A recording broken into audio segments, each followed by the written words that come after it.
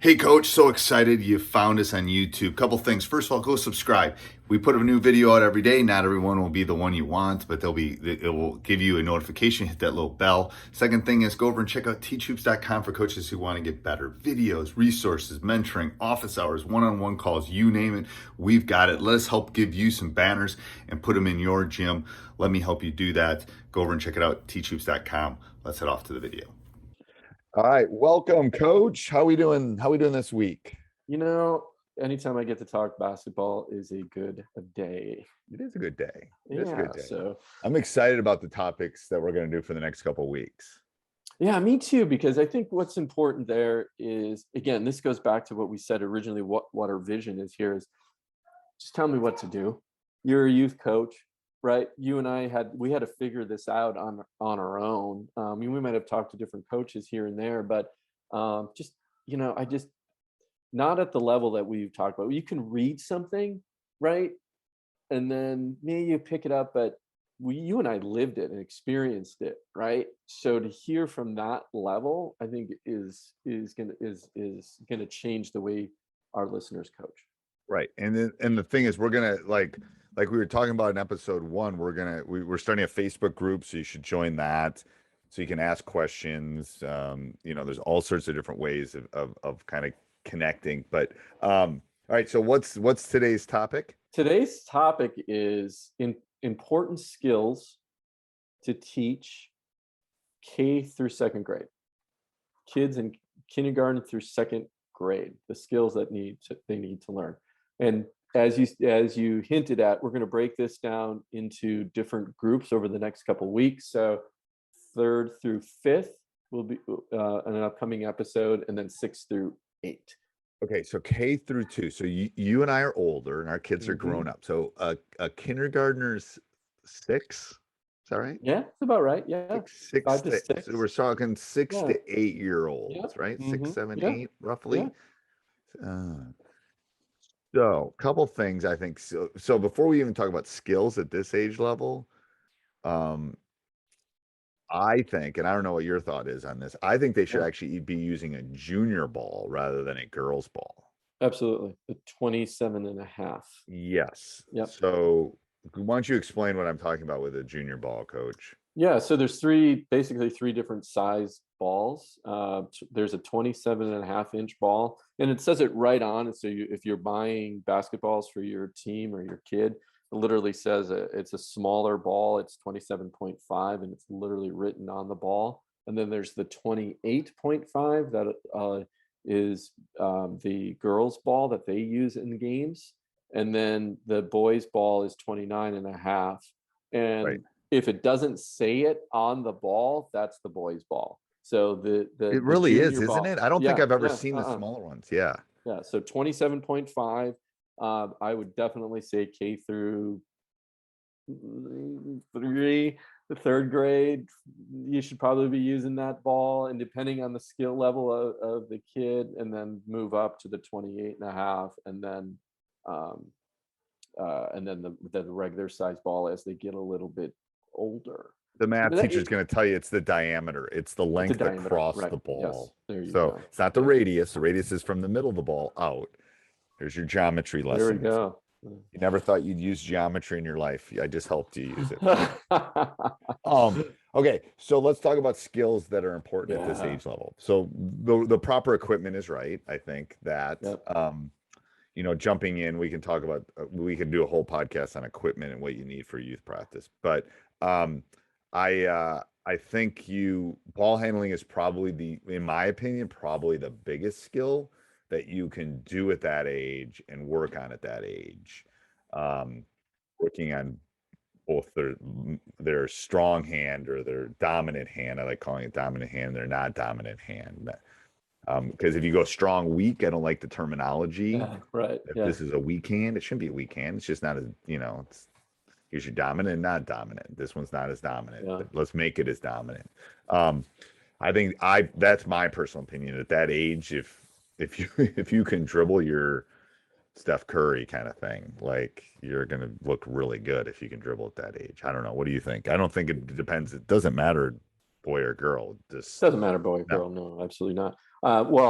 Talk about equipment. Just find a league, and I'm hoping, right? There's some things you're going to hear us say in this podcast too. Like, man, if it was 100% up to us, what we would change in this game, and one of them is for that, yeah, lower hoops for that age. Oh, 100%. And you can buy things that connect. Yeah. Now, again, this might not be what your league does. You can buy things that actually connect the regulation hoops that lower it.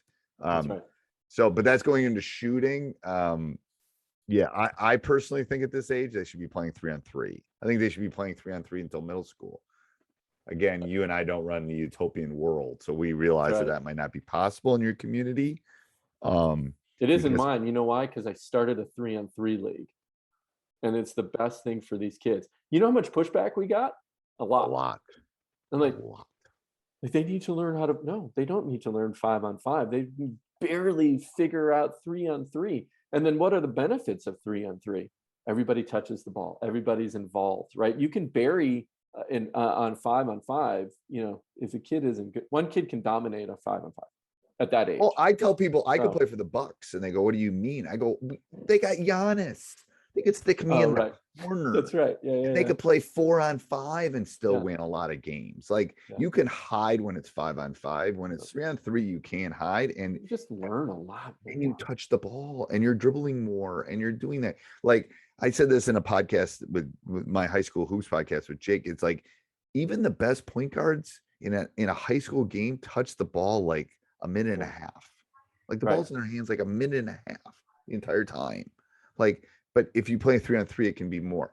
Anyway, we're getting on a Yeah, we're side getting, topic. yeah. But this is not a basketball skill. Have fun. Just make it fun at that. Definitely at that age, they're not going to learn any. It's like herding cats. You know what they wanted? You know what the kids want to do? Put the little ball in the big round circular thing up there that's taller than they are, right? That's Right. all they want to do. So that's okay. Just they're not going to learn how to do spacing and screens at that age. And you shouldn't be teaching that. Well, and here's Fun the issue games. too. Dribble. This is the problem with this is they probably if you're dealing with kindergartners first, they might not even be able to get it up there. That's why you need those lower rims because you That's really it'd be like if you do it. Okay, again, math teacher geeking out. If you think about a right triangle, it'd be like me shooting on a 20-foot hoop. Yeah. Like you know, Right. you think about Yeah. how Yeah. high that is in relation to how tall they are. You go put your hoop up to 15-20 feet and try to throw it up there. What are you going to do? I'm a grown man and I'm going to have to use two hands and I'm just going to shove it up there and I probably might not even make it. That's what that looks like for a 6-year-old. So you can't shoot on a 10-foot hoop when you're that little.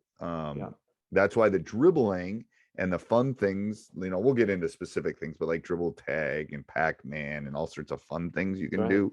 Are things that would be enjoyable at that age, I think. Yeah, and we make fun games. For example, we'll do we call them rainbows and unicorns, which are pivots. So ball on your hip, right over the top of your head to the other hip. That's a rainbow, right? Rainbow, right? And then the opposite of that is a unicorn, which is a U from hip, ankle, back up to hip. And we stand in a line and do things like that. And we just teach them rainbows and unicorns, right? They don't need to know. They're not going to remember what a pivot is, but they'll remember what a rainbow and a unicorn is. Right? I know. Right. I know. So just break the game down into simple things like that and keep a ball in their hand, like you said. Here's the big thing. Relax. Chill. Right? Chill. Especially if you're coaching your own child at that age, they'll be fine. They're going to make it into the NBA. Don't worry about it. If they're not the best one on the team, right? They'll still make it in the NBA at some point. You got a lot of time. A lot of time. I think yes. And to be honest with you, especially at it shouldn't be more than an hour. No more than an hour. Yeah, that's a really good point. If you're going more than an hour, man, God bless you. Right? You better drive to the nearest bar after you're done. And I don't drink. Like, holy cow. Cause it's like I think herding cats go ask a kindergarten teacher what it's like. Oh, and they have them how for they the do it. entire day. I don't know how they do it. I don't know. I mean, because they're keeping them busy. They're keeping them moving.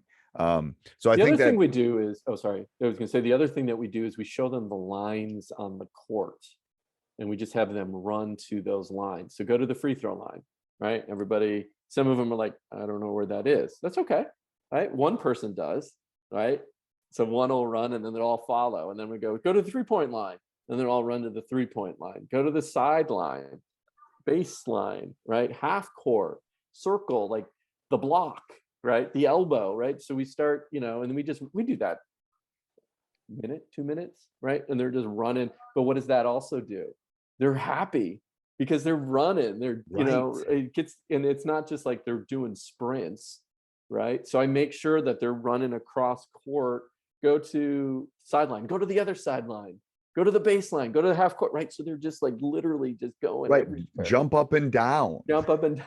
That's right. Go touch the rim. Who can touch the rim, right? Who can? Like, it's like okay, you like no dunking. Yeah, what's dunking? And it's like, well, this is it's like, oh yeah, you can have so much fun if you. I think you stated this earlier. If you go in with the right mindset and relax, just relax. First of all, they're gonna grow up so fast anyway. You and I would kill to have our kids back at that age. Oh my god, I was just tired. I just remember being tired. But it's such a fun age because they're sponges. They're sponges. They're gonna take everything you say and it's gonna seep in. So enjoy it. Like have fun with it. Make it fun is what I'm telling you. Yeah. Oh, yeah. You blink of an eye, they're in college, as you and I have experienced. Oh, there they are. Oh, what? What happened? What happened? I was just on my little hoop in the backyard with him dunking, right? Right. Should I be looking at retirement communities? Is what I'm thinking. That's why I still coach youth. You know why? Because it keeps me young. It really, truly does. And I always say, to the girls I coach now, I coach varsity girls, high school girls. And I always say to them, I don't know, age comes up and they're like, I'm like, I'm only 15. Like I'm the same age as you. Like I think that in my head, right? Oh, trust me, there's an energy force. There's an energy force. You go watch the movie Cocoon, man. These kids are like the cocoons that were in that pool, man. It's like there's an energy force in a school and with little ones. Yeah. There's a reason all those kindergarten teachers live to be 110 because they get all that energy from. It's true. It's true. All right. Anything else, Coach? Well, let's recap on that. So So the one, ball handling, right? Yep. Just keep a ball in their hand all the times. Whatever come with your practice plan. Look up different games. We'll again in the Facebook community that we'll have different games and things that they can do there. There's lots of, just Google it, right? Lots of different games that they can play that keeps a ball in their hand. That's the number one thing. Don't worry about technique. Don't worry about anything else. Just keep a ball in their hand. Number two is relax. Just relax. Have fun. They grow up so quick, and likely if you're coaching at that level, your son or daughter is on that team. Enjoy that. Enjoy that process. Take a deep breath, sit back and just watch. Take some pictures. Some pictures. There's plenty of time to get all, I guess, worried about, are they going to make the high school team? Don't worry about that in second grade, right? Right. And yes, we're talking to that parent. You know who you are. Yes. Right. Did we say have fun? No, and just have fun. Have fun. Have fun. Have fun. Fun. Right, we're going to take. That's probably the most important thing of all of it. Like every one of those kids should leave every day with a smile on their face. Yeah. Because you want them to play when they're in third, fourth, fifth, sixth, seventh, eighth. If you want that and you want that experience for them and that team bonding and that all that, if they're not having fun, eventually they're just going to say stop. And that's what happened. I from someone that's older, like that happened with me with baseball. I just stopped having fun. It just wasn't any fun for me. Part of it is I couldn't hit a curveball. Part of it was it just wasn't like, that's not what, it wasn't fun. There wasn't enough action for me. My personality, I need to be going all time.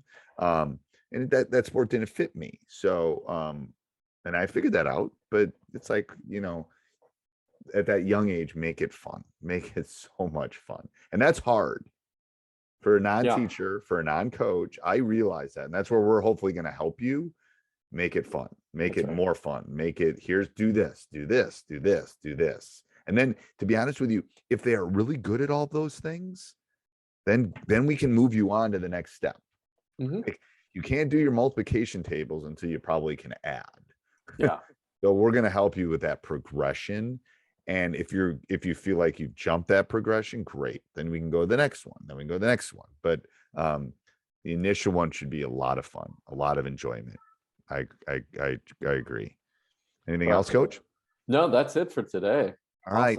Till next week. All right. Till next week. See you. Bye.